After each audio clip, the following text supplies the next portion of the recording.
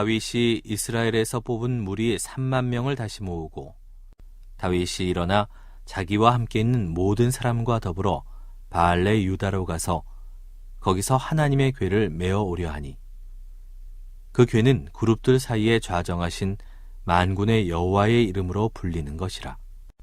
그들이 하나님의 궤를 새 수레에 싣고 산에 있는 아비나답의 집에서 나오는데 아비나답의 아들 우사와 아효가 그 새 수레를 모으니라. 그들이 산에 있는 아비나답의 집에서 하나님의 궤를 싣고 나올 때에 아효는 궤 앞에서 가고 다윗과 이스라엘 온 족속은 잣나무로 만든 여러 가지 악기와 수금과 비파와 소고와 양금과 제금으로 여호와 앞에서 연주하더라.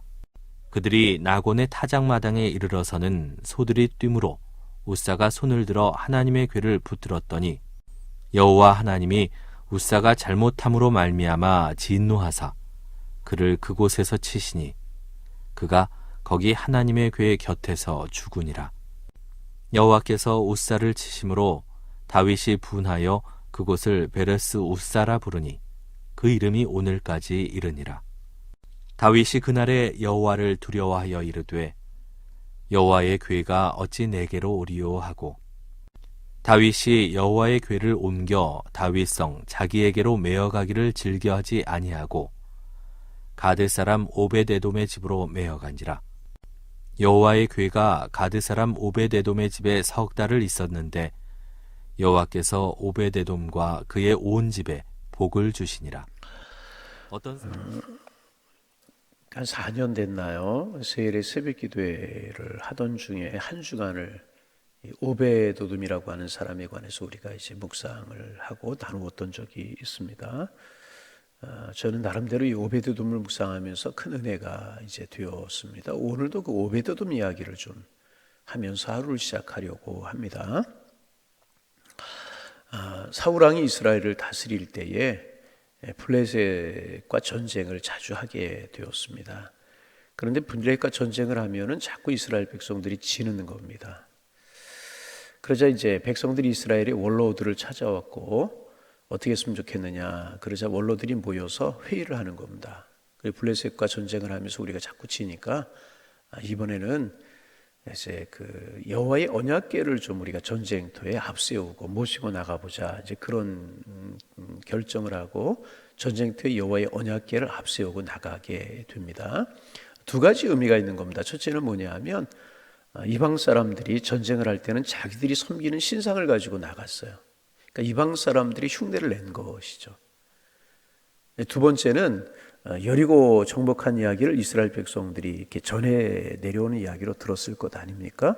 난공불락의 천왕성 여리고를 무너뜨릴 때 여호와의 언약궤가 앞서가고 이스라엘 백성들이 그 뒤를 따라서 하루에 한 바퀴씩 돌고 마지막 날 7바퀴를 돌고 소리를 질렀을 때 여리고성이 무너졌다는 이야기를 들었을 것입니다. 그래서 우리도 블레셋과 전쟁을 하다가 자꾸 지니까 여호와의 언약궤를 앞세우고 나가보자. 첫째는 이방 방법이었다고 그랬어요. 이방 사람들이 전쟁을 할 때 자기들이 신상을 가지고 나왔다고 이제 그래요. 그리고 하나는 이제 그들이 이전에 있었던 그 생각을 하고 여호와의 언약궤를 모시고 나갔다는 겁니다. 여러분, 그러나 우리가 알아야 될 것입니다. 이제 언약궤가 부적이 아닙니다. 언약궤를 모시고 나간다고 전쟁터에서 이기게 하시는 하나님이 아니라는 겁니다. 사울의 마음이 하나님께로부터 떠났어요. 그리고 그때 제사장이 엘리 제사장이었었는데 이스라엘 백성들이 영적으로 어두워져 있었을 때였었습니다. 엘리 제사장의 두 아들 홈리와 비누아스라고 하는 사람이 성전에 드려지는 제물들을 갈취하고 여인들과 못된 짓을 하고 이렇게 영적으로 어두워진 상황이었단 말이죠. 하나님께로부터 마음이 떠나고 하나님의 영광이 이스라엘 백성들에게 떠났는데 아무리 언약궤를 모시고 나가고 아무리 무슨 일을 한들 전쟁에서 질 수밖에 없는 것이라. 여러분, 항상 말씀을 드리지만은 영적으로 우리가 강해지면 주변이 약해지게 되어 있는 거예요. 다른 거에 관심을 갖지 말고 내가 영적으로 강해져 있느냐, 이것에 관심을 가져요. 내가 영적으로 약해지면 우리의 주변에 대적들은, 사탄은, 마귀는 그대로인데 그 대적이, 사탄이, 마귀가 강해지게 되는 거라. 내가 약해지기 때문에. 이스라엘 백성은 영적으로 약해졌단 말이에요. 하나님을 찾지 않고 기도하지 않고 제대로 된 예배 드리지 않고 하나님께로부터 마음이 멀어지니까 약해지니까 주변이 강해질 수밖에 없는 것이고, 그러니까 블레셋과 전쟁을 하다가 자꾸만 진 것입니다. 여러분, 영적으로 강한 하나님의 사람들 되기를 소망합니다. 그래서 늘 제가 예배 강조하고, 우리 교회 강조하는 거 별로 없죠. 그죠? 예배 강조하고, 기도 강조하고, 성경 공부 열심히 하자 강조하고 그렇잖아요. 여러분, 예배 생활 잘하고 기도하고 하나님의 말씀 깊이 알아가셔서 영적으로 강해지는 하나님의 사람들 되시기를 소망합니다. 내가 영적으로 강하면 주변이 약해지게 되어 있는, 대적들이 약해지게 되어 있는, 이게 영적인 원리라는 거예요. 다시 한번 영적으로 강한 하나님의 사람들이 되시기를 소망합니다. 그래서 이 기도 열심히 강조하고 예배 열심히 강조하고 그러는, 영적으로 강해지면 되기 때문에. 언약궤를 그냥 빼앗겨 버리고 말았어요. 또 언약궤를 앞서서 모시고 나갔지만 전쟁에 또 패하고 언약궤 마저 빼앗겨 버리고 말았습니다. 그때 오베드돔 이야기 묵상할 때도 제가 이제 드린 말씀이고, 또 오베드돔 이야기 제가 좋아하기 때문에 몇 번 말씀을 드렸던 말씀인 것 같지만, 감사의 주를 앞에 놓고 오베드돔 이야기 한 번도 나누는 것 같아서, 그러니까 나누는 게 좋을 것 같아서 오늘 나눕니다. 블레셋 사람들이 신이 났어요. 이스라엘과 전쟁에서 이길 뿐만 아니라 이스라엘 백성들이 섬기는 야훼 하나님의 상징이었던 언약궤, 상징은 아니지만 그들이 소중하게 여기는 언약궤까지 빼앗아 왔단 말이죠. 너무너무 신이 나가지고 그들이 다곤이라고 하는 신을 섬겼는데, 어떤 신? 어떤 신? 다곤이라고 하는 신을 섬겼는데, 자기들이 섬기는 다곤 신상 앞에다 여호와의 언약궤를 갖다 놓는 거예요. 상징적인 의미가 있었죠. 우리가 섬기는 다곤 신이 이스라엘 백성들이 섬기는 야훼 하나님을 이겼다. 여러분, 얼마나 수치스러운 일입니까? 목석과 같은 신, 없는 신, 사람들이 만들어 놓은 그 신이 야훼 하나님을 이겼다. 여러분, 이스라엘 백성들이 영적으로 침체되고 기도하지 않고 하나님 찾지 않고 예배생활 제대로 못하자 이런 수치를 당하고, 자기들만 수치를 당하는 것이 아니라 여호와의 이름까지 수치를 당하게 해버리고 말았다는. 여러분, 이거 참 우리가 기억해야 될 일입니다. 우리가 영적으로 강해지지 못하고 영적으로 자꾸만 약해지면, 교회가 재구시를 못하고 하나님의 사람들이 기도하지 않으면 하나님까지 수치를 당할 수 있다는 거예요. 하나님의 마음을 아프시게 한다는 사실을 알아요. 얼마나 수치스러운 일입니까? 우리가 섬기는 다곤신이 여호와 하나님을 이겼다는 거예요. 얼마나 수치스러운 일이에요. 다곤 신상 앞에다 이제 갖다 놓았어요. 근데 여러분, 하나님은 살아계신 하나님이십니다. 하나님 그 다음날 자고 일어나서 보니까 그 다곤 그 신상에 손이 부러져 있는 거예요. 팔목이 부러져 있는 거예요. 그 다음날 또 자고 일어나 보니까 다곤 신상이 야훼 하나님 여호와 이제 언약궤 앞에 엎드러져 있고 목이 부러져 있는 겁니다. 그들이 깜짝 놀라가지고 다곤 신상에 있던 여호와의 언약궤를 가드로 옮겨요. 이게 블레셋은 5개의 도시국가로 되어 있는 나라거든요. 가드, 아스돗, 에글론, 에스글론 이렇게 쭉 5개의 도시국가로 되어 있는 건 가드로 옮겨요. 그래서 가드에 전염병이 돌게 되는 거예요. 또 아스돗으로 옮겨요. 뭐 순서는 좀 바뀔 수 있습니다. 또 전염병이 돌게 되는 거예요. 에글론을 옮겨요. 또 그런 일이 벌어지게 되는 거예요. 야, 이거 여호와의 언약궤 때문이다. 그리고 이제 전나는 두 암소에다가 여호와의 언약궤를 치러가지고 멀리 보내버려요. 거기 보낸 곳이 어디냐면 바알레 유대라고 하는 지역이에요. 여호와 언약궤가 그곳으로 이제 가 있게 되는 겁니다. 그렇지만은 이제 사울 때 영적으로 어두워졌고 이스라엘 백성들이 힘이 없어서 그 언약궤를 찾아올 생각을 못 하는 거예요. 그리고 시간이 지나고 사울이 죽고 다윗이 왕이 되게 되는 겁니다. 하나님께서 다윗에게 복을 주셨어요. 여러분들에게도 복을 주시기를 원합니다. 복을 주셔서 다윗이 태평성대를 누리고 그렇게 되었어요. 블레셋과 전쟁을 해서 또 이기고, 그러자 이제 여호와의 언약궤가 생각이 나는 것입니다. 그 엘리 시대 때, 엘리가 제사장으로 있었을 때에, 사울이 왕으로 있었을 때 여호와의 언약궤를 빼앗긴 그 이야기가 생각이 나는 거예요. 그리고 보니까 바알레 유대라고 하는 지역에 방치되어 있다는 소식을 듣게 됩니다. 다윗이 가슴이 너무너무 아팠어요. 나는 백향목궁에 거하는데 여호와의 언약궤는 초막 가운데 있도다. 우리로 이야기하면 나는 따뜻한 집에서, 넓은 집에서 좋은 차 타면서 편히 살고 있는데 하나님의 교회는 한 방치되어 있도다. 이게 다윗의 마음이었었어요. 누가 시킨 것이 아니고 하나님이 그렇게 하라고 한 것이 아니었었어요. 그런데 하나님의 은혜를 생각하다 보니까 여호와의 언약궤가, 하나님의 임재의 상징이었던 여호와의 언약궤가 생각이 났다는 거예요. 하나님이 언약궤 모셔오라고 한 것도 아니고 백성들의 장로들이 이야기한 것도 아니고 백성들이 이야기한 것도 아니라는 겁니다. 하나님의 은혜를 생각하니까 나 하나님의 은혜로 이렇게 태평성대를 누리고 이렇게 잘 살게 되었는데, 다시 우리로 이야기하면 좋은 집에 살고 좋은 차 타고 편안하게 사는데 여호와의 언약궤는 하나님의 성전은 여러 가지 어려움이 있도다, 이런 거와 똑같은 거라는 거죠. 그래서 여호와의 언약궤를 자기 성으로 모셔오려고 하는 거예요. 군사 3만을 거느리고, 군사 얼마? 3만을 거느리고, 조금 뭐 몇 명 가서 여호와의 언약궤를 옮겨올 수도 있었지만 너무나 소중하게 여긴 겁니다. 그래서 이 3만을 거느리고 발레 유대라고 하는 곳에 가서 여호와의 언약궤를 자기 성으로 이제 모셔오는 중입니다. 어떻게 모셔오냐면 새 수레를 만들어요. 새 수레를 만들고 우사 아효라고 하는 사람이, 아효가 앞에 가고 우사가 옆에 가고 그러면서 이제 여호와의 언약궤를 자기 성으로 이렇게 옮겨오게 되는 겁니다. 옮겨오다가 낙원의 타작마당이라고 하는 곳에 이르게 되었어요. 거기서 참 깜짝 놀랄 만한 일이 생기게, 우리가 다 아는 이야기죠. 몇 번 나눈 말씀이기 때문에. 낙원의 타작마당이라고 하는 곳에 지나가는데 갑자기 소들이 뛰는 거예요. 소들이 뭐 어떻게 뛰었는지 모르지만 소들이 뛰는 겁니다. 그러니까 이제 수레에 싣고 가는 소들이 뛰니까 수레가 한쪽으로 기울어질 수밖에 없잖아요. 그러니까 여호와의 언약궤가 떨어지려고 하는 거예요. 옆에 또 우사가 그것을 막으려고 손을 대는 겁니다. 그런데 그 자리에서 우사가 죽어버리고 말아요. 역대상 13장에 보면, 오늘 본문에도 보면 하나님께서 우사를 치셨다 그렇게 되어 있고, 역대상 13장에 보면 하나님께서 우사를 찢으셨다. 우사가 그 자리에서 죽어버리고 말아요.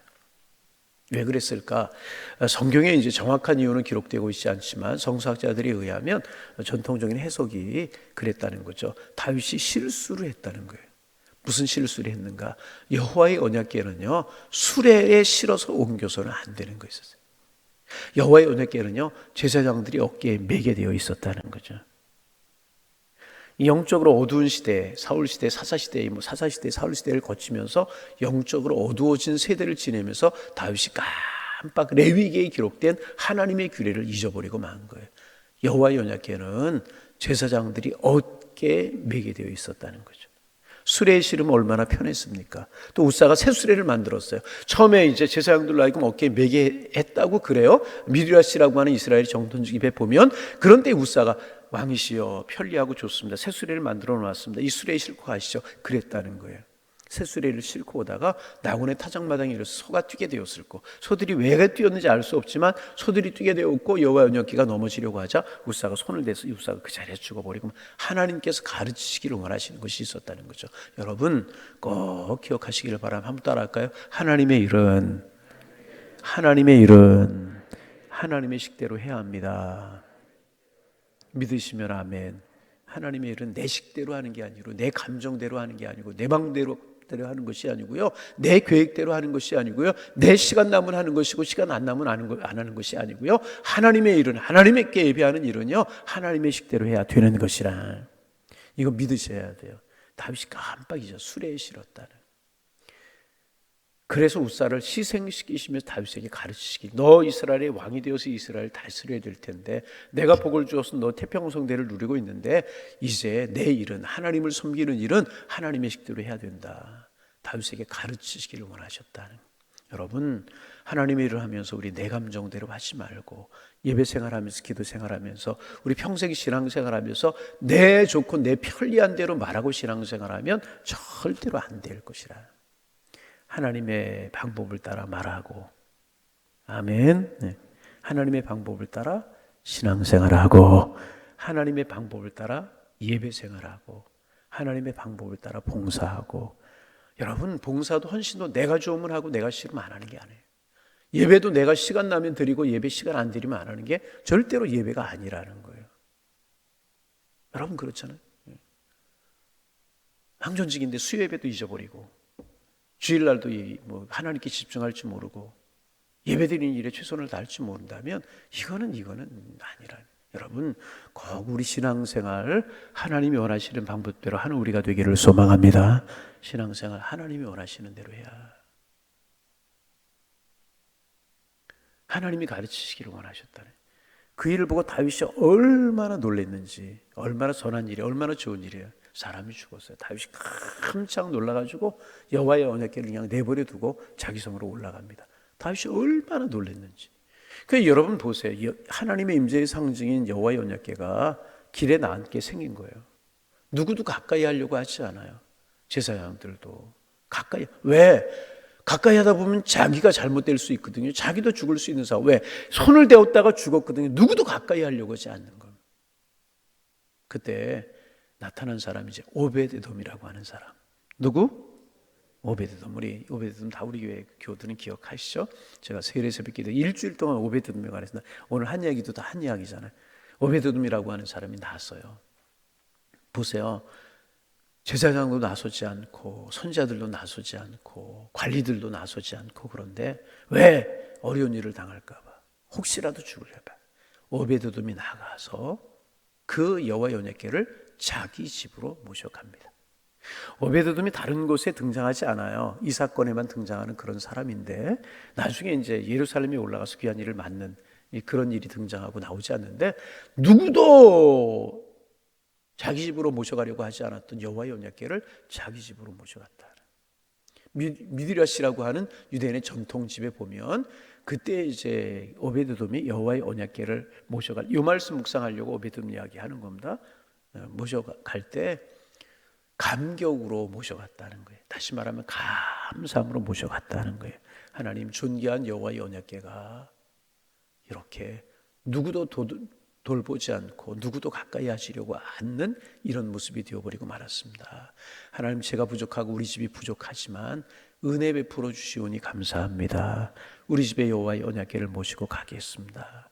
혹시 이 일로 내가 어려움을 당하고 우리 가정이 어려움을 당할지라도 기쁨으로 감사함으로 여호와의 언약궤를 모시고 가겠습니다. 춤을 추면서 감사함으로 여호와의 언약궤를 자기 집으로 모시고 갔다 하는 거예요. 무슨 마음으로? 감사하는 마음으로.